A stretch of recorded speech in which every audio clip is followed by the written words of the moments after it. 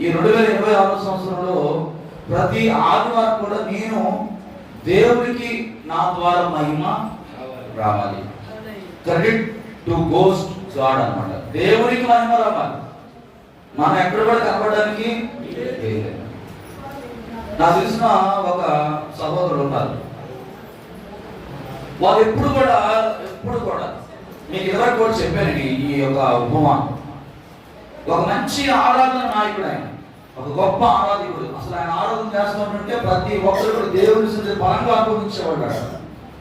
అయితే ఆ సంఘంలో ఒక బ్యాచ్ ఉంది, ఆయన వ్యతిరేకమైన ఒక గుంపు ఉందన్నమాట ఆయన ఆ సంఘంలో. ఆయన విశ్వాసి ఆ సంఘానికి. అయితే ఆ వ్యతిరేకమైన గుంపు ఏం చేసేదంటే ఆయన పాడేటప్పుడు ఆయన మైక్ సౌండ్ తగ్గించేసేవాడు. ఇలా జాగ్రత్త ఇక అనిపిస్తారు భావిస్తారు. ఆయన పాడేటప్పుడు ఏం చేసేవాళ్ళు, ఇక్కడంటే సౌండ్ సిస్టమ్ నా ఎదురు ఉంది కాబట్టి నేను కంట్రోల్ చేస్తున్నాను. అక్కడ ఆ చర్చిలో సౌండ్ సిస్టమ్ వెనకాల ఉండేది అనమాట. అక్కడ వెనకాల ఏది ఆ ఇన్వర్టర్ పెట్టిన దగ్గర సౌండ్ సిస్టమ్ ఉండేది. ఆ చర్చి విశ్వాసే సౌండ్ ఆపరేటర్. ఈ పాడే వ్యక్తి నచ్చదు, ఆయన వాడు నచ్చడు అనమాట. ఈయన వర్షం చేస్తున్నప్పుడు ఏం చేస్తుండేవాడంటే సౌండ్ తగ్గించేసేవాడు. కీబోర్డ్ ఫుల్ సౌండ్ పెట్టేసుకునేవాడు, ఫ్లాట్ వాడు ఫుల్ సౌండ్ పెట్టేసేవాడు, గిటార్ వాడు ఫుల్ సౌండ్ పెట్టే ఈయన మైక్ మాత్రం వచ్చేది కాదు. పాపం ఆయన చించుకొని గొంతంతా పోయేటట్టుగా ఆరాధన చేస్తూ ఉంటాడు. పెట్టని నష్టానికి చేస్తాం, యాక్షన్ చేసేవాడు పెట్టినట్టుగా, కానీ పెట్టేవాడు కాదు. అలా కొన్ని దినాలు ఆ సంఘంలో ఆ వ్యక్తి నరిగిపోయాడు అనమాట బాగా. ఇంకా ఆరాధన చేయడానికి కూడా అతనికి ఇష్టం అనిపించేది కాదు. ఎందుకు? సంఘం ఒక బ్యాచ్, అందరు కాదు, ఆ కొంతమంది సహోదరులు ఆయన వ్యతిరేకంగా ఉండేవాడు అనమాట. అయితే ఆయన మాట్లాడుకోకుండా జరగమని ఇందాకే నేను చెప్పాను. ఇప్పుడు నేను రమ్మంటారా మిమ్మల్ని ఎత్తుకొని ఇక్కడ కూర్చోబెట్టినా? ఇంక అదే చెయ్యాలి కదా చివరికి. చిన్న పిల్లలకు చెప్పించుకున్నందుకు ప్రతి ఆదివారం జరగండి కావట్లేదా? కింద అయస్కాంతం పట్టుకుందా? పోయి రీషేష్ చేసుకున్నా స్థలం అక్కడ నీకేం రాయలేదు. ఓకేనా? జరగాలంతా జరగండి. ప్రతి ఆదివారం అంత అయిపోయింది. అలా చేయకండి అది రైట్. జాగ్రత్తగా వినండి. నేను చాలా తక్కువ టైం నాకు త్వరగా నేను వెళ్ళిపోవాలి. ఓకేనా? రైట్. మీరు వాళ్ళరా ఎప్పుడైతే దేవుడు తన ఆశను ఎలాగంటే ఎంత అద్భుత రీతిగా దేవుడు తన ఆశను తీర్చాడంటే ఆ సంఘంలో తనకి వ్యతిరేకమైన పరిస్థితులు కనబడుతున్నాడు. దేవుడు ఊరుకోలేదండి. దేవుడు ఏం తెలుసా? మరొక ద్వారాన్ని దేవుడు తెరిచాడు. హల్లెలూయా. మరొక ద్వారాన్ని తెరిచి అద్భుత రీతిగా అతను దేవుని మహిమార్థమై వాడబడడానికి ఒక సంఘంలో ఒక విశ్వాసిగా ఉన్న ఆ వ్యక్తిని ఈ రోజు కొన్ని వందల మందికి ఒక ముఖ్యమైన పాత్రగా, ఒక ఇంపార్టెంట్ పర్సన్ గా దేవుడు తాను నిలబెట్టుకున్నాడు. దేవునికి మహిమ కలుగునుగాక. మా జీవితంలో ఎప్పుడు కూడా ఏముండాలంటే నా యేసయ్య మహిమ పరచబడాలి, నా యేసయ్యే కనపరచబడాలి, నా యేసయ్య హెచ్చించబడాలి అని మనం ఎప్పుడైతే ఆ భావముతో ఉంటామో ఆరాధన దేవునికి మహిమకరంగా జరిగింది అనమాట. దేవునికి స్తోత్రం కలుగునుగాక. ఇక్కడ ఎవ్వరు తక్కువ కాదండి. మీరందరూ కూడా చాలా గొప్పవారు. దేవుడికి ఎన్నో తలాంతులు ఇచ్చాడు, దేవుడికి ఎంతో తెలివితేటలు ఇచ్చాడు, ఎంతో చక్కని జ్ఞానం మీకు దేవుడు ఇచ్చాడు, మంచి బలము మీకుంది. అయితే నీ బలాన్ని, నీ జ్ఞానాన్ని, నీ తెలివితేటలు, నీ స్వరాన్ని నీ కోసం కాకుండా దేవుని కొరకు నువ్వు వాడబడితే దేవుడు ఇంకా నిన్ను బలపరుస్తాడు, ఇంకా నేను హెచ్చిస్తాడు, ఇంకా గొప్ప గొప్ప తలాంతులు ఇస్తాడు. ఇక్కడ కాదు, గొప్ప గొప్ప స్థలాల్లో దేవుడు నిన్ను నిలబెట్టి వాడుకుంటాడు. ఆయన ఎంతమందికి 2026 ఆశ ఉంది అలా వాడబడాలని? హల్లెలూయా. ఈ స్టేజీలు, ఈ పర్ఫార్మెన్స్ ఇవన్నీ కూడా నేను అనుభవించి వచ్చేసాను. ఇవేవి నాకు కొత్త కాదండి. నేను మైక్ లేకపోయినప్పుడు దేవుడిని గంభీరంగా ఆరాధించడానికి నాకు గొప్ప స్వరాన్ని దేవుడు నాకు ఇచ్చాడు. అర్థమవుతుందా? కనుక నువ్వు ఏది చేసినా కూడా దేవునికి మహిమ రావాలి. పోయిన నెలలో నేను బల్ల ఆరాధన గురించి, ప్రభు బల్ల ఆరాధన గురించి కొన్ని విషయాలు మీకు చెప్పాను. అందులో దయ్యపు బల్ల అనే అంశం జస్ట్ ఇంట్రొడక్షన్ ఇచ్చి మాత్రమే నేను విడిచిపెట్టేసిన సమయం లేదు కనుక ఈరోజు మళ్ళీ అందరూ వచ్చి కొన్ని విషయాలు మిగతా విషయాలు మనం ధ్యానం చేసుకుందాం. 1 కొరింథీ 10వ అధ్యాయము 21 చదువుదాం. 20 నుంచి చదవండి. లేదు గాని అన్ని జనులు అర్పించు బలులు దేవునికి కాదు దయ్యములకే అర్పించుచున్నారని చెప్పుచున్నాను. మీరు దయ్యములతో పాలివారవుట నాకు ఇష్టం లేదు. మీరు ప్రభు పాత్రలోనిది దయ్యముల పాత్రలోనిది కూడా త్రాగనేరరు. ప్రభు బల్ల మీద ఉన్న దానిలోను దయ్యముల బల్ల మీద ఉన్న దానిలోను కూడా పాలు పొందనేరరు. దేవునికి స్తోత్రం కలుగును గాక. హల్లెలూయా. ప్రియమైన వారలారా, అపోస్తలుడైన పౌలు గారు కొరింథీ సంఘానికి రాస్తూ మాట్లాడుతున్న మాట ఏంటంటే, అన్యజనులు అర్పించు బలులు దేవునికి కాదు. ఎవరికి అర్పిస్తున్నారంట? దయ్యములకే వాళ్ళు అర్పించుచున్నారని మీతో నేను చెప్తున్నాను. మీరు దయ్యములతో పాలివారవుట నాకు. ప్రియమైన వారలారా, గమనించండి. యేసుక్రీస్తు వారు ఈ భూమి మీదకి 2025 సంవత్సరాలు పంపించబడడానికి ముఖ్య ఉద్దేశం ఏంటంటే, నీవు ఈ లోకంలో ఆయనను సొంత రక్షకుడిగా నీ హృదయంలోకి అంగీకరించి మారు మనసు పొంది బాప్తిసం పొందడం ద్వారా నీవు కొత్తగా జన్మించావు. దేవుడు నీకు ఒక నూతన జన్మ అనేది దేవుడు నీకు ఇచ్చాడు. ఈ నూతన జన్మ దేవుడు నీకు ఇచ్చిన దాన్ని బట్టి ఏం చేయాలంటే, ప్రతిరోజు కూడా నీవు నూతనత్వాన్ని సంపాదించుకోవాలి. ఏం సంపాదించుకోవాలి? నూతనత్వాన్ని సంపాదించుకోవాలి. నూతనమైన ఆలోచనలు నీలోకి రావాలి. నూతనమైన పద్ధతుల గుండా నువ్వు నడిపించబడాలి. నూతనమైన క్రియలు నీ జీవితంలో జరగాలంటే సమస్తము కూడా నూతనత్వం అయిపోవాలి. దేవునికి స్తోత్రం కలుగును గాక. రాత్రి ఎలీషా బ్రదర్ ఇంటికాడ నేను కొన్ని విషయాలు మీకు చెప్పాను. ఏంటి చెప్పాను? ఏం చెప్పానండి? ఏం చెప్పాను మీకు? కొత్త పేరు దేవుడు నీకు ఇవ్వబోతున్నాడని చెప్పాను. కొత్త పాట నీ నోట దేవుడు ఉంచబోతున్నాడని చెప్పాను. అలాగే కొత్త స్వభావమును ఈ 2026లో దేవుడు నీకు ఇవ్వబోతున్నాడని చెప్పాను. దేవునికి స్తోత్రం కలుగును గాక. ఎలా మనము నూతనత్వంగా మార్చబడగలం? ఎలా మనం కొత్తగా జన్మించగలం? ఎలా మనం ఈ లోకాన్ని జయించగలం? ఏమండి, దేవునికి సాతానికి ఏం లేదు, పొత్తు లేదంటున్నాడు. దేవునికి నీ సాతానికి పొత్తు అనేది లేదు. మనం ఎవరు పెట్టినాము? దేవుని పెట్టినాం. ఆయన మన స్వరక్తం నుంచి వెల చెల్లించి మనం కొన్నాడు. ఈ రోజు గమనించాలి, యేసుక్రీస్తుని నమ్ముకొని కూడా చాలా మంది ఏం చేస్తున్నారు? దయ్యంలో గుండా ప్రయాణం చేస్తూ ఉన్నారు. ఇక్కడ వాక్యము అపోస్తలుడైన పౌలు చాలా స్పష్టంగా చెప్తున్నాడు. నీవు అర్పించు బలులు ఎవరికి చెందాలి? దేవునికి చెందాలి. దయ్యములకు అర్పించు వాటిని ఏం చేయకూడదు? తినకూడదు.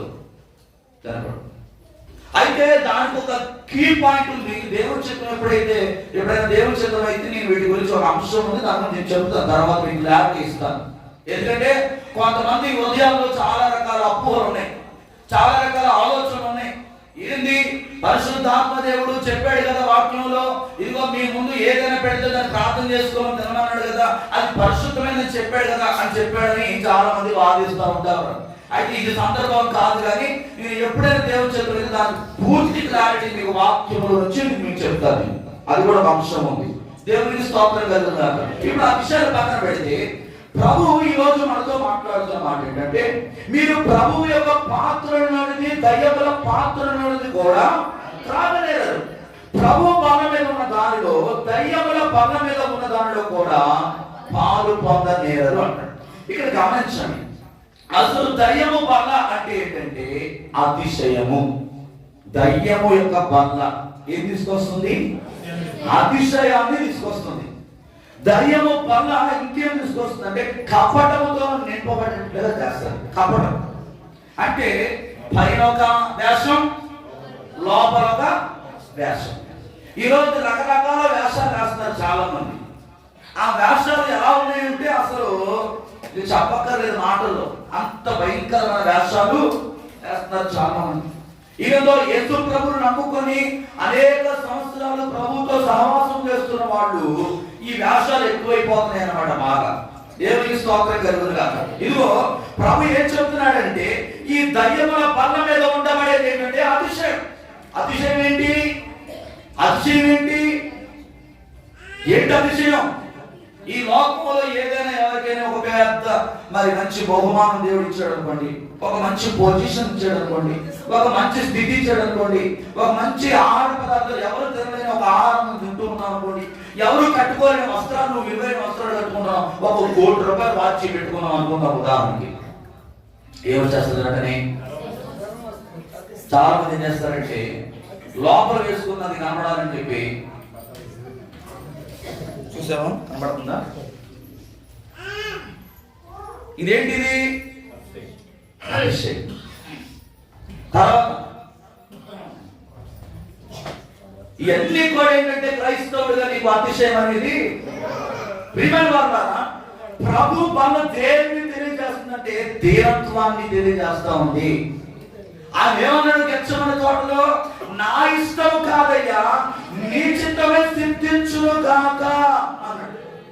అంటే యేసుక్రీస్తు వారు అక్కడ ఎంతవరకు తగ్గించుకున్నారంటే నేల మట్టుకు తగ్గించుకున్నాడు. ఆయన ఎవరు? దైవ కుమారుడు. ఆయన తండ్రి యొద్ద నుండి పంపబడిన దైవ కుమారుడు. ఆయన 100% దేవుడిగా ఈ లోకంలో వచ్చాడు. మానవుడిగా ఈ లోకంలో నీ ముందు తన సాక్ష్యాన్ని ఉంచాడు. ఆయనకున్న శక్తి సామర్థ్యాలను బట్టి, ఆయనకున్న టాలెంట్స్ బట్టి, ఆయనలో ఉన్న అభిషేకాన్ని బట్టి ఆయన ఎక్కడైనా తాను చెప్పుకోవాల్సిన అవసరం లేదు. నేను దేవుడును, మీరు నన్ను కనపరచండి, నాకు మీరు విలువ ఇవ్వండి, నన్ను పొగడండి, నన్ను హెచ్చించండి, ఎక్కడ ప్రభు చెప్పుకోవాల్సిన అవసరం కనుక చెప్పుకున్నాడా? ఆయన కొన్ని సందర్భాల్లో కూడా ఏమని చెప్పాడు? బాగుపడిన వారికి ఇదిగో ఈ కార్యము గురించి నువ్వు ఎవరికి కూడా చెప్పుకోవద్దు, నేను చేశానని ఎక్కడ కూడా నాకు మహిమ రాకూడదు. ఈ స్వస్థత కార్యం నువ్వు ఎవరికి చెప్పుకోకుండా నువ్వు వెళ్ళి మందిరంలో కానికిచ్చి దేవుణ్ణి మహిమపరచు అని ప్రభు చెప్పాడండి. దేవునికి స్తోత్రం కదా. అంటే చూడండి, ఆయన ఎక్కడ కూడా తను చూపించుకోవడానికి ఏ రోజు కూడా ప్రయత్నము చేయ, అతిశయము పడడానికి ఎక్కడ కూడా ఆయన. ఒకసారి శిష్యుడు ఎవరైనా దేవుడు చేసిన ఆశ్చర్య కార్యాలకు ఆ కిరీటం తీసుకొచ్చి యేసు ప్రభు మీద పెట్టాలనుకుంటాడు. బైబిల్లోనే ఉంది. యేసుక్రీస్తు ఒక ప్రాంతంలో కొన్ని ఆశ్చర్య కార్యాలు చేసినప్పుడు శిష్యులలో ఒక వ్యక్తి వచ్చి యేసు ప్రభు గారికి ఒక కిరీటం పెట్టాలని చూస్తాడు. ఎవరు చెప్పారు దాక? ఇస్కరియోతు యూదా అని ఎవరు చెప్పారు? దేవునికి స్తోత్రం. ఎందుకంటే అంత అనుమానం పడుతున్నారు. అప్పుడు ప్రభు ఏమని చెప్పాడు తెలుసా? తీసుకున్నాడు, దాన్ని స్వీకరించాడా? స్వీకరించలేదా? అంటే చూడండి, యేసుక్రీస్తు ప్రభు వారు ఎక్కడ కూడా తాను అతిశయింపబడడానికి, కిరీటాలు పెట్టుకోవడానికి, శాపాలు కప్పుకోవడానికి, దండలు ఎంచుకోవడానికి ఆయన ఎక్కడ కూడా అవకాశము ఇవ్వలేదు. హల్లెలూయా. ఈరోజు ప్రభు పగలో ప్రవేశిస్తున్నప్పుడు నీలో కూడా ఎక్కడ కూడా నువ్వు అతిశయించడానికి వీలు. దయ్యముల బల్ల ఏం తీసుకొస్తుందంటే అతిశయాన్ని తీసుకొస్తుంది, గర్వాన్ని తీసుకొస్తుంది, కపటమైన హృదయం. కపటమైన హృదయం అంటే 2 రకాల మనస్తత్వాలు. కాసేపు దేవుల్లో ఉన్నట్టుగా నటిస్తారు కొంతమంది బయటకు పోగా ఏం చేస్తారంటే దయ్యాలలాగా మారిపోతా ఉంటారు. భాష మారిపోతా ఉంటది, మాటలు మారిపోతా ఉంటాయి, నడవడిక మారిపోతా ఉంటది. మన జీవితంలో ఎప్పుడు కూడా మనం మారకూడదు. పరిస్థితులు ఎలా ఉన్నా కూడా నీవు దేవుడు ఏదైతే చెప్పాడో దాని ప్రకారం ముందుకు వెళ్ళిపోతూ ఉండాలి. దేవునికి స్తోత్రం. ఈ నూతన సంవత్సరంలో నీకు దేవుడు ఏదైనా విజయాలు అనుగ్రహిస్తే ఆ విజయం విషయంలో కూడా నీవు దేవునికి కృతజ్ఞత కలిగిన వాడవై ఉండాలి. దేవునికి స్తోత్రం కలిగిన. మరొక మాట చెప్పాలంటే దయ్యపు బల్ల మీద తినే ఆ ఏదైతే నువ్వు తినాలనుకుంటున్నావు, దయ్యములకు అర్పించిన వాటిని నువ్వు తినడానికి, దయ్యములతో నడిచే వాటితో నువ్వు సహవాసం చేస్తూ అక్కడ ఇక్కడ సోద మాటలు చెప్పుకుంటూ అనవసరమైన టైం పాస్ చేసే కొంతమంది వ్యక్తులు ఉంటారు. వాళ్ళంతసేపు ఏం చేస్తారంటే వాళ్ళ గొప్పలు చెప్పుకుంటూ ఉంటారు. వాళ్ళ గొప్పలు చెప్పుకుంటారు. మీకు ఒకసారి చెప్పేది నేను జ్ఞాపకార్థం గుడిలో. ఒకసారి ఒక రైతు ఒక మార్గం గుండా వెళ్ళిపోతా ఉన్నాడు ఒక ఊర్లో. ఆ రైతులు అంటా ఉంటుంటే ఆ ఊర్లో ఉన్న ఒక పెద్ద మనిషి ఒరే ఇట్లా అన్నాడు. ఒరే ఇట్లా అంటే సరే పక్క మనిషి పిలిచాడు కదా, కుర్చీ చేసుకుని అరుగు మీద కూర్చున్నాడు, రోడ్డు మీద కూర్చున్నాడు, ఇంటి ముందు పిలిచాడు కదా, బాగో జరగకపోతే అని చెప్పేసి ఆ నెత్తికి కట్టుకుని ఆ తువాలను వెంటనే ఇంపేసుకొని నడుముకు కట్టుకొని వంగి ఇలా చేతులు కట్టుకొని అక్కడ చెప్పే మాటలు వింటా ఉన్నాడు. ఆ సావుకారు ఏం చెప్తున్నాడంటే, ఆ భూస్వామి ఇదిగో ఈ తూర్పు ఉన్న స్థలమంతా కూడా నాది, ఈ పడమర ఉన్నదంతా కూడా నాది, ఈ ఉత్తరాన ఉన్నదంతా కూడా నాది, ఈ దక్షిణాన ఉన్నదంతా కూడా నాది. అబ్బో మీరంతా భూస్వామండి, అసలు ఈ లోకంలో ఉన్నంత భూమి అంతా కూడా ఎవరి దగ్గర లేదు, మీ దగ్గరే ఉంది. అవునండి, అందుకేనండి మీ పేరు అంత పెద్ద పాజిటివ్స్ ఎక్కడ చూసినా మీరే కనపడుతున్నారండి.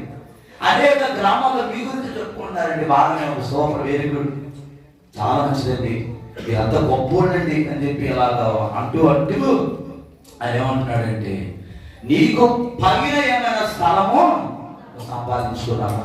అరే ఆశ్చర్యపడిపోయాడు. పగిన స్థలం సంపాదించుకోవడం ఏంటి? అసలు పైన ఏముంది? ఆకాశం ఉంది. ఆకాశం పైన ఏమున్నాయి? చుక్కలు ఉన్నాయి. ఆ చుక్కల పైన ఏమున్నాయి? గ్రహాలు ఉన్నాయి. ఆ గ్రహాల కథలు ఏమున్నాయి? అంత చీకటే కదా. పైన ఏముంది? చీకటే. కానీ పైన స్థలం సంపాదించుకోవాలంటున్నాడు ఏంటి ఈ మూర్ఖుడు? అసలు వీడికి జ్ఞానం లేదు, వీడు పనిచేస్తున్నాడు కానీ వీడికి బుద్ధి లేదు అని అంటున్నాడు ఈ భూస్వామి. వాడు అన్నాడు కదా, ఇదిగో ఈ లోకంలో నువ్వు సంపాదించుకున్న ఈ ఆస్తులు, ఈ పాస్తులు, ఈ భూములు అన్ని కూడా ఒక రోజు నువ్వు చనిపోతావు. ఇవేవి కూడా నీతో రానే. కానీ ఈ భూ ప్రపంచంలో ఎవరికి తెలియని ఒక గొప్ప ప్రదేశం, పరలోక రాజ్యం అనేది దేవుడు నా కోసం కట్టించాడు. అది తెగదగదగదగదగ మెరుస్తున్న ధవళ సింహాసనాన్ని నీ కొరకు నా కొరకు ఆ పరలోకను దేవుడు వేశాడు. 12 ముత్యములతో 12 స్తంభాలతో ఆ పరలోక రాజ్యం వెలుగొందుతా ఉంది. అక్కడ నీ కోసం ఈ భూమి మీద నీకు ఒకే ఒక గృహం ఉండొచ్చేమో, అక్కడ అనేకమైన గృహాలు దేవుడు మన కొరకు కట్టించాడయ్యా. నువ్వు సంపాదించుకోవాల్సింది అక్కడ. అక్కడ లేకపోతే నువ్వు ఎవరు? నువ్వెవరికి? నువ్వు దుర్మార్గుడు, నీవు ఏమీ లేనివాడు, నువ్వు పేదవాడు అన్నట్టే. ఈ భూలోకంలో నీకు ఆస్తులు ఉన్నప్పటికీ నువ్వు నిజంగా దేంట్లో పేదవాడవంటే యేసుక్రీస్తును నమ్ముకోలేదు కనుక, యేసుక్రీస్తుని హృదయానికి ఆహ్వానించలేదు కనుక నువ్వు పేదవాడు అన్నాడంట. దేవునికి స్తోత్రం కలుగుతా. దయ్యము యొక్క పళ్ళ మీద అర్పించే వాటిలో ఉంటుంటే, దయ్యముతో నడుస్తున్న వాటితో నువ్వు సహవాసం చేస్తే వాళ్ళ గొప్పలు నీలోకి వచ్చేస్తాయి. వాళ్ళు ఏమేమి చెప్పుకుంటూ గొప్పలు చెప్పుకుంటూ బ్రతుకుతున్నారో ఆ గొప్పలు చెప్పే విధానం నీలోకి వచ్చేస్తాయి. అందుకే కొంతమంది చూడండి, నడుమంతరపు సిరంటారు చూసారా? ఎప్పుడు అనుభవించిన డబ్బు ఒక్కసారి చేతిలోకి వచ్చి పట్టదనుకోండి, ఆడు కాలు భూమి మీద అస్సలు ఆడు. ఇక మొత్తం కథల బట్టలే వేస్తాడు, ఇస్త్రీ నలిగిపోకుండా కథల బట్టలే వేసుకుని శుభ్రంగా ఏం చేస్తా ఉంటాడంటే, ఏగో నీ అంతు చూస్తాను ఏమనుకున్నాను, అర్థమైందా నా సంగతి తెలుసు అంటాడు అనమాట. ఇది ఎంత ఏంటి? దయ్యము యొక్క స్వభావము. నా ప్రియమైన సహోదరి సహోదరుడా, యేసుక్రీస్తు మరణానికి సాదృశ్యంగా ఆయన శరీరంలో నువ్వు చెరివేస్తున్నావంటే నీవు నేల మట్టుకు తప్పిపోవాలి.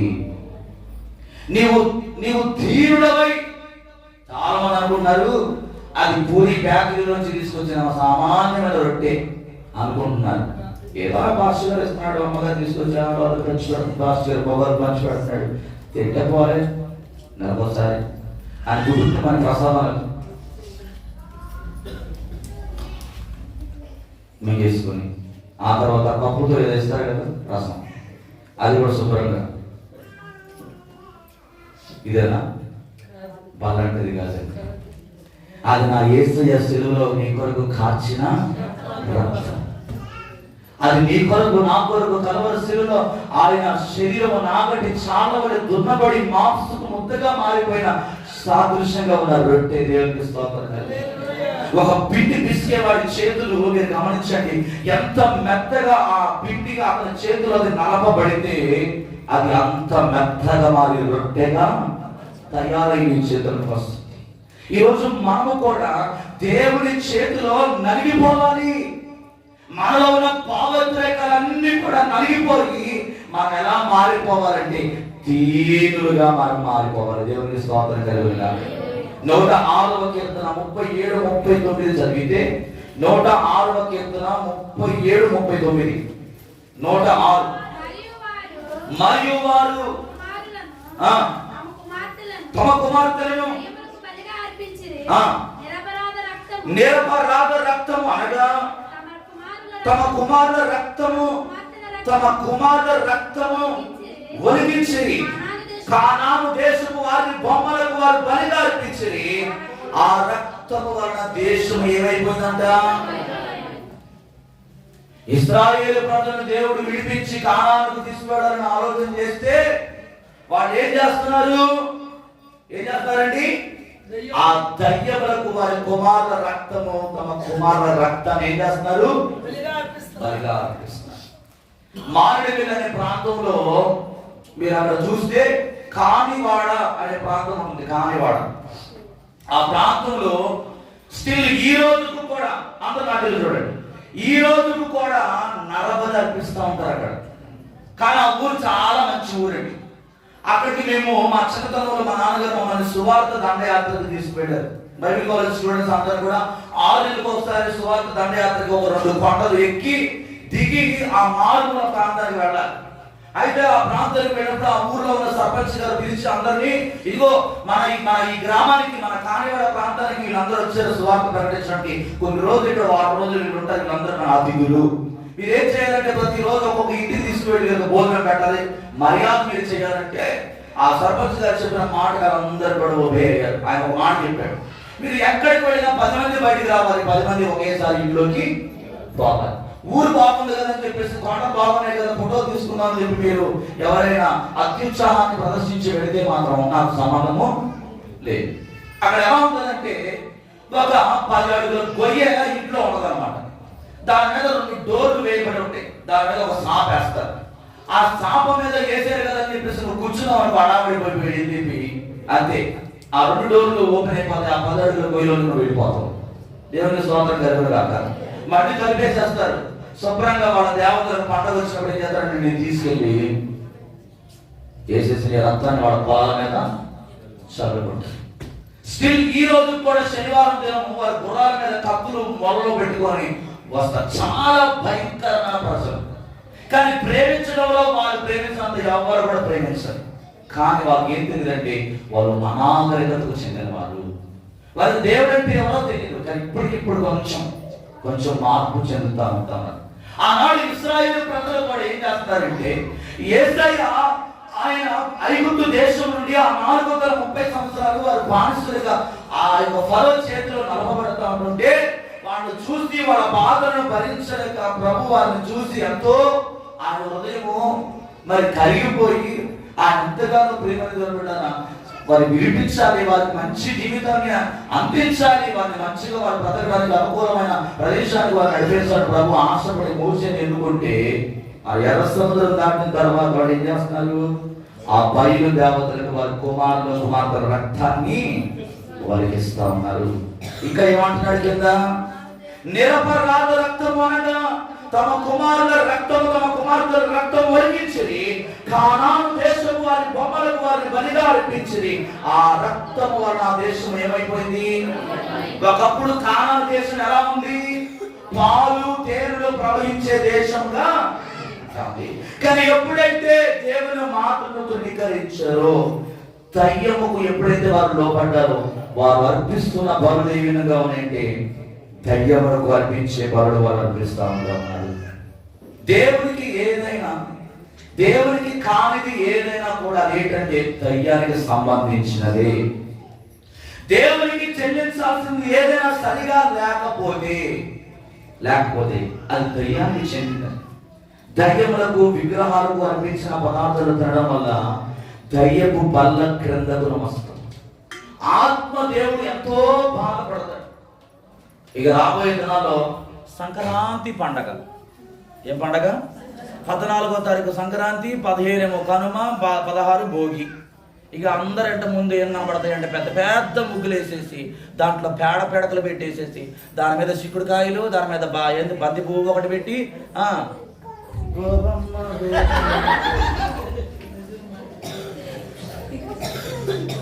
హల్లెలూయా. ఈమెలో క్రైస్తవులు కూడా చేస్తున్నారు. ఇదంతా ఏంటో తెలుసా? దయ్యం. ఇది నీలో ఉండి ఏం చేస్తుందంటే నేను అపవిత్రమైన వాటి యొక్కకు, అపవిత్రమైన జీవితం ఎంతకాలం జీవిస్తావో అంతకాలం నీ జీవితంలో ఆశీర్వాదం అనేది ఉండదు. నువ్వు ఎన్ని పల్లారాధనలు నువ్వు అటెండ్ అయ్యి ఆయన శరీరంలో రక్తంలో చేసిన అది ప్రసాదం లాగా ఉంటది మాత్రమే తప్ప అది నా యేసయ్య శరీరంగా నువ్వు ఎప్పుడు కూడా భావించలేవు. యేసయ్య శరీరం నువ్వు ఎప్పుడైతే భయం కలిగి, భక్తి కలిగి, నీవు ఎప్పుడైతే నువ్వు తగ్గించుకొని నీలో ఉన్న పాప స్వభావం విడిచిపెట్టి నువ్వు సంపూర్ణంగా దేవునికి సమర్పించుకుంటావు, దేవుని ఆత్మ నీలోకి వస్తుంది. అందరూ రండి రండి రండి రండి పరిశుద్ధాత్ముడు అని ఊగిపోతా ఉంటారు, గొడ్లన్నీ ఆరిపోయేటట్టుగా. రాడాయన నీలో ఉన్న దయ్యము స్వభావము విడిచిపెట్టబడకుండా, నీలో ఉన్న కపటము విడిచిపెట్టబడకుండా, నీలో ఉన్న అపవిత్రతను విడిచిపెట్టకుండా నువ్వు రాడయ్యా అంటే ఆయన రాడు రాడు రాడు రాడు. ఆయన రావాలంటే నీ హృదయం ఆయనకు అంగీకారంగా ఉండాలి. ఆయన రావాలంటే నువ్వు నీ మనస్సును మార్చుకోవాలి, నీ ప్రవర్తన మార్చుకోవాలి, నీ నడవడిక మార్చుకోవాలి. 2 కొరింథీ 6:15-17 చదివితే 2 కొరింథీ ఒకసారి 6వ అధ్యాయం 15-17 వచ్చిన ఎవరికండి? బెలియాలతో ఏమి సంబంధము? అవిశ్వాసితో విశ్వాసికి వారెక్కడిది? ఏమి పొందిక? 15-17 చదివింది. దేవునికి స్తోత్రం కలుగుగాక. ఏమంటున్నాడండి? క్రీస్తునకు బెలియాలతో ఏమి సంబంధం? అవిశ్వాసతో విశ్వాసతో ఏమి పొందిక? మనం ఆరాధిస్తున్న వాడు ఎవరంట? జీవము గల దేవుని ఆలయమై ఉన్నాము, అందుకు దేవుడు ఇలాగు నేను వారిలో నివసించి సంచరించును, నేను వారి దేవుడు ఎందును, వారు నా ప్రజల ఎందును, కావున మీరు వారి మధ్య నుండి బయలు వెళ్ళి ప్రత్యేకంగా ఉండండి, అపవిత్రమైన దానిని ముట్టకూడని ప్రభువు చెప్పుచున్నాడు. మరియు నేను మిమ్మల్ని చేర్చుకుందును, మీకు తండ్రి అయ్యుందును, మీరు నాకు కుమారుడై కుమార్తెలై యుందురని సర్వశక్తి గల ప్రభువు చెప్పుచున్నాడు. దేవునికి మహిమ కలుగును గాక. క్రీస్తులకు బెలియాలతో ఏమి సంబంధం అంటారు? అవిశ్వాసులతో విశ్వాసకి పాలెక్కడండి. మనం దేవుని జీవము గల ఆలయమై ఉన్నాము. ఎంతమంది మీరు దేవుని ఆలయాలుగా ఈ సంవత్సరం మార్చబడాలని ఆశపడుతున్నారు? హల్లెలూయా. నీ ఒక దేవుని ఆలయంగా మార్చబడాలండి. నీ హృదయంలో ఎవరికి స్థానం ఉండాలంటే దేవుడికి ఒక్కడికే స్థానం ఉండాలి. ఆయన నీ హృదయంలో గూడు కట్టుకొని నివసించాలని ఆశపడుతున్నాడు. హల్లెలూయా. ఈరోజు చాలా మంది హృదయాల్లో దేవుడు లేడండి. దేవుడు లేడు. ఆకారం మారింది కానీ, వస్త్రధారణ మారింది కానీ హృదయం మారట్లేదు. ఇంకా ఈరోజు ఈ బల్ల ఆరాధనలో, ఈ నూతన సంవత్సరంలో నీ బాహ్య శరీరం మార్చబడమే కాదు కానీ నీ అంతరంగం కూడా మార్చబడాలి. దేవుడు కోరుకునేది, దేవుడు నివసించేది ఎక్కడంటే నీ అంతరంగంలో నివాసం చేస్తాడు ఆయన. నీ అంతరంగం ఎప్పుడైతే పరిశుద్ధంగా ఉంటుందో దేవుని కార్యాలను తప్పకుండా చూస్తాడు. ఉదాహరణకు మనం చూస్తే ధనవంతుడు బల్ల మీద అతిశయముతో నిండి ప్రతిరోజు సుఖపడుతూ ఉంటాడు. మంచి మంచి ఆహార పదార్థాలు వండుకుంటూ ఉన్నాడు. మీరు లోకాసువార్త 16:19-21 చదివితే అక్కడ కనబడుతుంది, చదవాల్సిన అవసరం లేదు. కానీ ఈ ధనవంతుడు ప్రతిరోజు కూడా తనకున్న దాన్ని బట్టి అతిశయపడుతూ విర్రవీగుతా ఉన్నాడు. మంచి మంచి పదార్థాలు తింటా ఉన్నాడు, సుఖపడతా ఉన్నాడు. కానీ లాజరు అని ఒక దరిద్రుడు ఉన్నాడండి. ఆ లాజరు అనే దరిద్రుడు ఏం చేస్తున్నాడంటే ఆ ధనవంతుడైన ఆ బల్ల మీద నుండి పడే రొట్టె ముక్కలు ఏం చేస్తా ఉన్నాడు? తిని ఏం చేస్తున్నాడు? ఆకలి. ఇప్పుడు ఈ ధనవంతుడు చచ్చిపోయాడు. ఒక రోజు ధనవంతుడు చచ్చిపోయాడు. చచ్చిపోయి ఎక్కడ పోయిండు? ఆయన సంపాదించుకున్న ధనము ఆస్తిపాస్తులు పక్కకు రాజ్యాన్ని తీసుకెళ్ళిందా? ఎక్కడ పోయాడు? నిత్య నరకాగ్నిలో వెళ్ళిపోయాడు. ఇప్పుడు ఈ బంగాళ నుంచి పడే రొట్టె ముక్కలు తిని తన జీవితాన్ని కొనసాగించిన ఈ లాజరు ఎక్కడున్నాడు? అబ్రహాము రొమ్మున ఇలా చక్కగా అనుకుని సేవ చేసుకుంటా ఉంటాడు. ఇప్పుడు ఈ ధనవంతుడు అగ్నిగుండంలో చంపోమంట అమ్మోమంట అని చెప్పేసి బాగా ఏడుస్తామని కన్నీళ్ళు కాలుస్తా ఉన్నప్పుడు అక్కడి నుంచి అంటున్నాడు, అయ్యా ఆ అబ్రహాము రొమ్మున ఆనుకుని ఉన్న ఆ లాజరు తన బొటన వేరే ఆ నీడలో ముంచి ఒక్క చొక్క నా నాలుగు మీద పడితే మంటల నుంచి నేను బయట. అప్పుడు ప్రభు అంటున్నాడు, ఇదిగో భూలోకంలో ఉన్నంత కాలం నువ్వు ఎన్నో మాటలు నీకు చెప్పాను నేను, కానీ ఏ రోజు కూడా వెళ్ళలేదు. ఇదిగో ఇక్కడ నుంచి ఎవ్వరు కూడా ఇక్కడ రావడానికి అవకాశము అదనమాట. అక్కడ వారు ఇక్కడ అక్కడ వారు అక్కడికి, ఇక్కడ వారు అక్కడికి ఏమాత్రం కూడా వెళ్ళడానికి అవకాశము లేదు. అయితే నా సహోదరులు ఇంకా ఉన్నారయ్యా దుర్మార్గులుగా జీవిస్తున్నారు, అనేక మంది పాపములో ఉన్నారయ్యా, అనేక మంది నరకానికి జోగుచున్న వారికి వెళ్ళిపోతున్నారయ్యా, కనీసం వాళ్ళైనా రక్షించయ్యా అని చెప్పి ఆ ధనవంతుడు ఏం చేస్తాడండి? ప్రియమైన వాళ్ళ ధనవంతుని బలం మీద ఏమి లేదంటే జాలి లేదు. ధనవంతుని బలం మీద ప్రేమ లేదు. ధనవంతుని బలం మీద ధన గర్వము కనబడతా ఉంది. ఇది దేనికి సాదృశ్యం అంటే సాతాను యొక్క లక్షణం.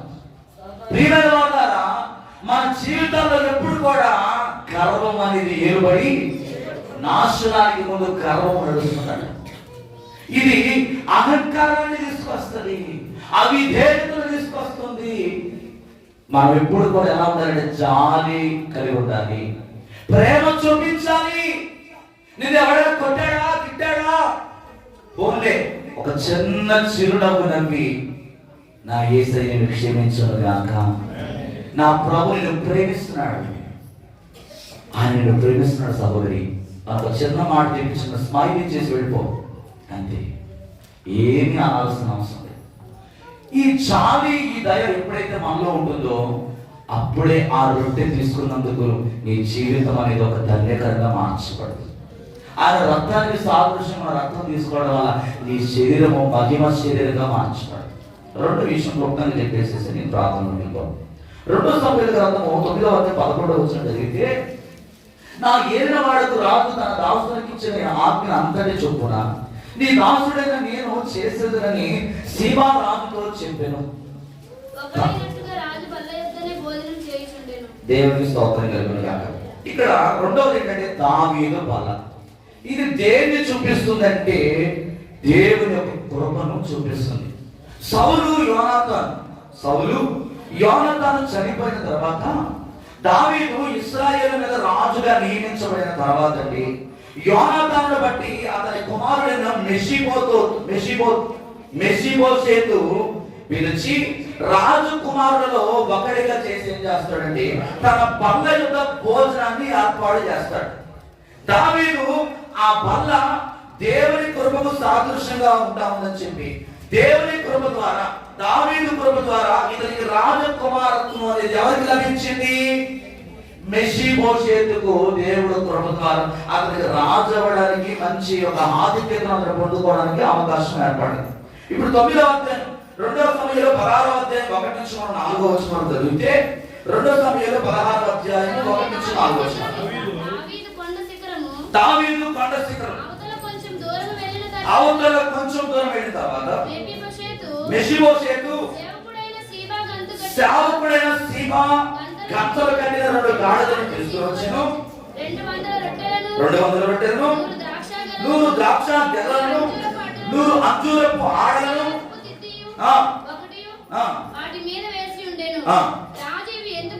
రాజు ఇవి ఎందుకు తెచ్చింది అని సీబాను అడగగా, సీబా గాడిదలు రాజు ఇంటి వారు ఎక్కుటకును, రొట్టెలను, అంజూరపు ఆడలను, పనివారును తింటకును,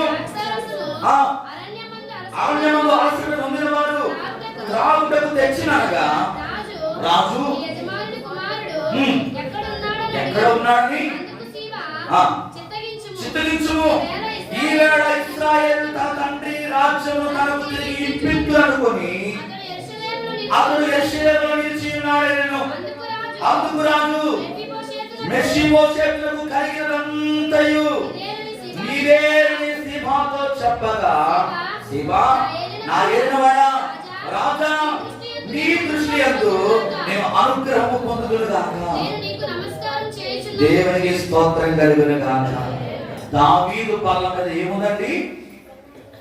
దేవుని యొక్క కృప దాగి ఉందన్నమాట. హల్లెలూయా. దేవుని యొక్క కృపే కదా. ఒక సామాన్యమైన వ్యక్తిని దేవుడు ఏం చేశాడు? ఒక రాజుగా నిలబెట్టుకున్నాడు. హల్లెలూయా. ఈ రోజు నువ్వు సామాన్యుడివే కావచ్చు, దేవుని కృప పాత్రుడుగా నువ్వు మార్చబడగలిగితే ప్రేమను నిలబెట్టాలి. ఇక్కడ ఏమంటున్నాడు? సీబా, నా యేలినవాడ రాజా, నీ దృష్టి యందు నేను అనుగ్రహము పొందుదును గాక. నేను నీకు నమస్కారం చేస్తున్నాను. దేవుని కృప మనం పొందుకోవాలంటే, దేవుని అనుగ్రహం మనం పొందుకోవాలంటే, దేవుని కృపను మనం ఎదిగే వారిగా ఉండాలి. బల్ల తీసుకోవడం వల్ల మనం ఏం పొందుకుంటున్నాం? దేవుని కృపను పొందుతాం. ఎందుకని? మనకు అర్హత లేదు. మనకు అర్హత లేకపోయినా దేవుని కృప ద్వారా మనల్ని అర్హులుగా చేసుకున్నాడు ఆయన. ఈ రోజు ఆయన శరీరంలో రక్తంలో నువ్వు చేయవేస్తున్నావు అంటే నువ్వు అర్హత లేనివాడవు. అయితే అపోస్తలులు ఆ రోజు ఏం చేశారు? మీరు ఇంటింట రొట్టె విరుచుడు, సహవాసమందు ఎడతెగక ప్రార్థన యందు ఫెలోషిప్ కలిగి ఉండడానికి, అనగా ఈ దేవుని మందిరం, ఈ హృదయం అనే ఆలయంలో దేవుడు మాత్రమే నివసించబడాలంటే నువ్వు నిత్యము దేవుడితో సహవాసము చేయడానికి ఈ బల్ల దేవుడు నీకు కానుకగా ఆయించాడు. నీలో ఆయన ఏమి చూడలేదండి, నీలో ఎటువంటి ఆయన క్వాలిటీస్ చూచి ఇవ్వలేదు, కానీ కేవలం ఆయన కృప మాత్రమే.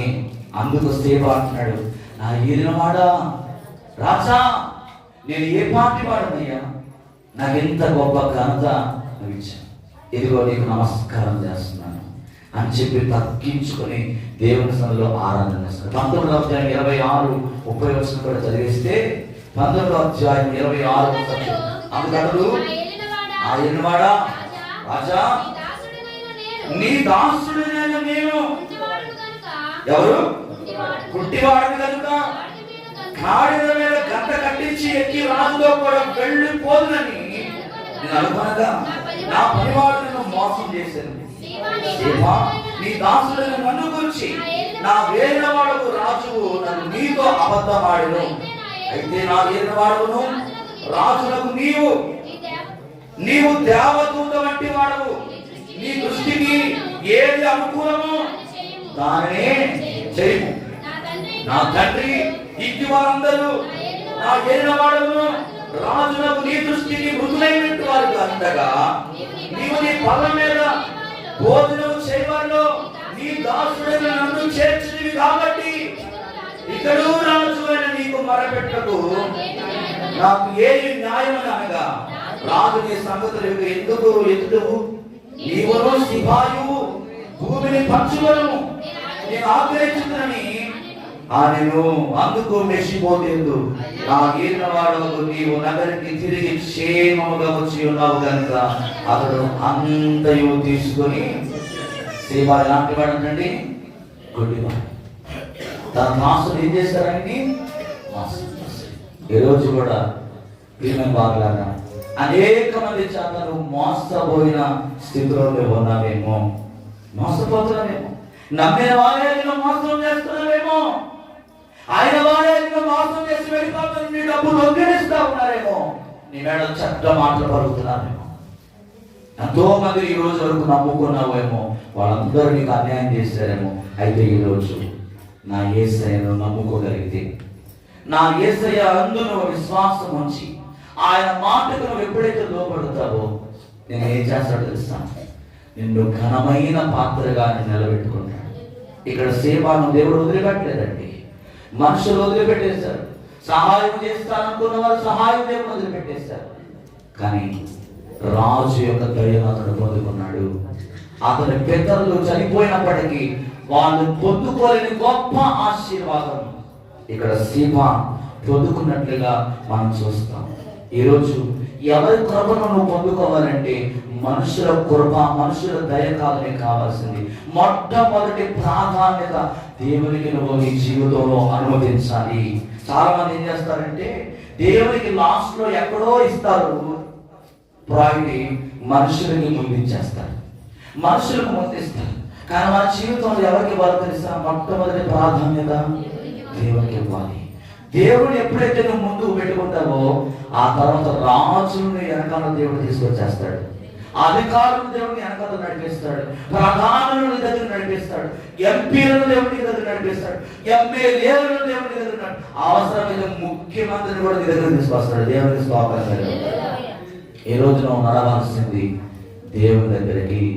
ఆయన కృపను నువ్వు పొందుకుంటే, ఆయన దయను నువ్వు పొందుకుంటే ఆయన ఖచ్చితంగా నేను ఆశీర్వదించే దేవుడు. నీ పితరులు పొందుకోలేని ఆశీర్వాదాలు ఈ 2026లో మీ అందరి జీవితాలు దేవుడు అనుగ్రహించబోతా ఉన్నాడు. దేవునికి స్తోత్రం. మరి కన్నడు చూడని ఆశీర్వాదాన్ని ఈ సంవత్సరం మీరు అనుభవించబోతా ఉన్నారు.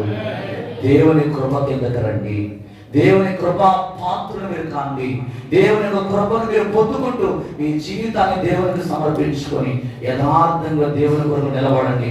తప్పకుండా మీ జీవితాలు మీకు ఏం కావాలని మీరు అనుకున్నారు అవన్నీ నా దేవుడు తీసుకొచ్చి పెట్టేస్తాడు.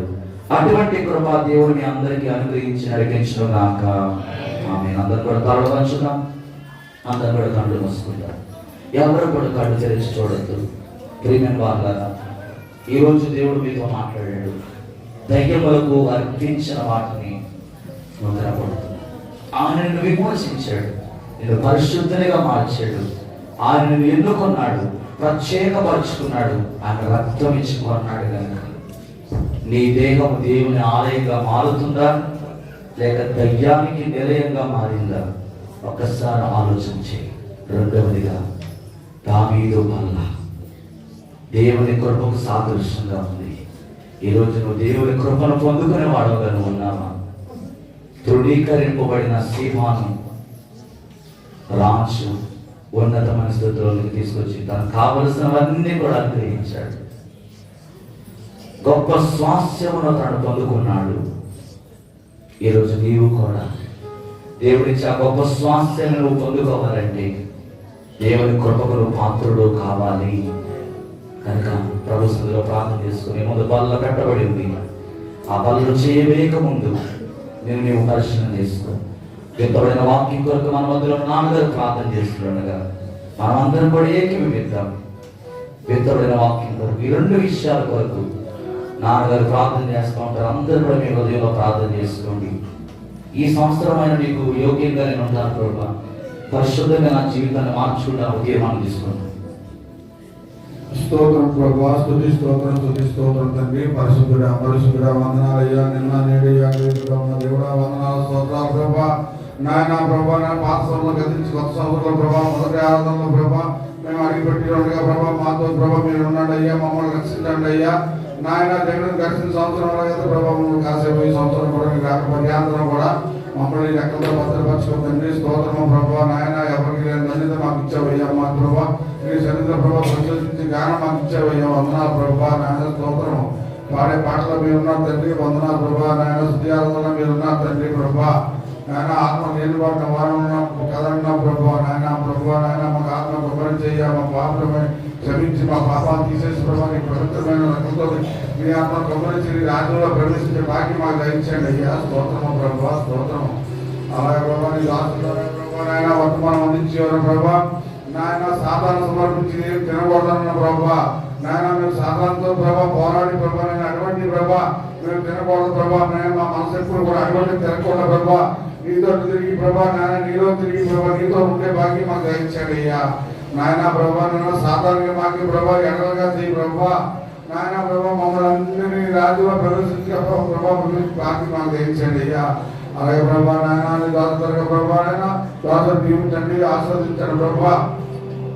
నాయన ప్రభా నీ నామ స్తోత్రం నీలో ప్రభా ఎల్లప్పుడూ స్తుతించే భాగ్యం ప్రభా అయితే ప్రభు ప్రభాని ప్రభా దీవించండి, ఆస్వాదించండి. పిల్లల నుంచి ఇద్దరు పిల్లల ప్రభావం వరి మొక్కలు పెంచండి తండ్రి. ఆ చదువుల ప్రభుత్వం శ్రద్ధ చూపించే భాగ్యం ఆవిడ దయచేయించే భార్య దీవించండి. తెలుగు ప్రభావ తెలుగు ముఖ్యంగా దీవించి ఆస్వాదించండి. ఎటువంటి అపాయానికి ప్రభావంలో ప్రభావ నీళ్ళు కంచేసి కాపాడుతండి. అలాగే ప్రభావం వచ్చిన పడినందరినీ పేరు పేరు దీవించండి ప్రభా నాయన. ఎవరు ఎక్కడ వచ్చారు ఏ బాధ వచ్చారో మీరు తీర్చండి ప్రభా. రోగులు ఉన్న వాళ్ళందరినీ స్వస్థపరచండి ప్రభా. చాలా మంది ప్రభా అనారోగ్యంగా ఉన్నారు ప్రభా నాయన. ముఖ్య ప్రభా ముట్టండి స్వస్థపరచండి తండ్రి ప్రభా నాయన. ప్రభా స్తోత్రం ప్రభా. మీకు పాత్ర ముట్టండి ప్రభా నాయన. చండిపడి తండ్రి నువ్వే ప్రభా కాపాడండి తండ్రి. స్తోత్రమా ప్రభా. అలాగే ప్రభా నాయన దావీదు ప్రభా నాయన. దావీదు ప్రభా నడవబోతున్న ప్రభా ఇంట్లో ఉంటున్నాడు ప్రభా నాయన. త్వరగా ప్రభా కోలుకొని నీ సన్నిధిలో ఎల్లప్పుడూ ప్రభా జీవించే భాగ్యం దయచేయండి ప్రభా. అలాగే ప్రభా ఇంకా నాయన సంఘంలో ఎవరైతే రోగులు ఉన్నారు ప్రభా వాళ్ళందరినీ ప్రభా పేరు పేరుని ముట్టండి తండ్రి. స్తోత్రం ప్రభా. అలాగే తండ్రి నాయన గర్భిణీ శిరస్సు కూడా ప్రస్తుతం దయచేయండి ప్రభా నాయన. ప్రభా బిడ్డలో ఎవరైతే ఎక్కడ తీర్చండి ప్రభా నారాయణ ప్రభా. మరిన్ని తరుణం ప్రభా రాక ఆస్పత్రి ప్రభా నాయన సృష్టించే భాగ్యం మాకు అందరూ దయచేయండి.